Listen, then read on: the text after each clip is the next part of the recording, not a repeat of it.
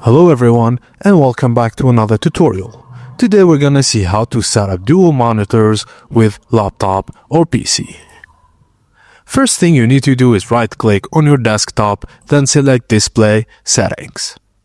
Under Display, then Multiple Displays, you will see the monitors connected after you connect them to the laptop. If you don't see them, just click Detect. If Advanced Display Settings, arrange the monitors according to their physical position. Then drag and drop the numbered boxes to match your monitor layout.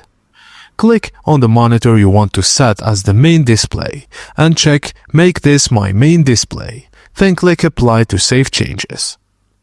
Now press Windows plus P to open the Quick Display Settings.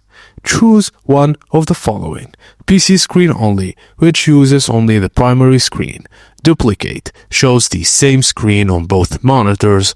Extend expands your desktop to both screens. And finally, second screen only uses only the secondary screen.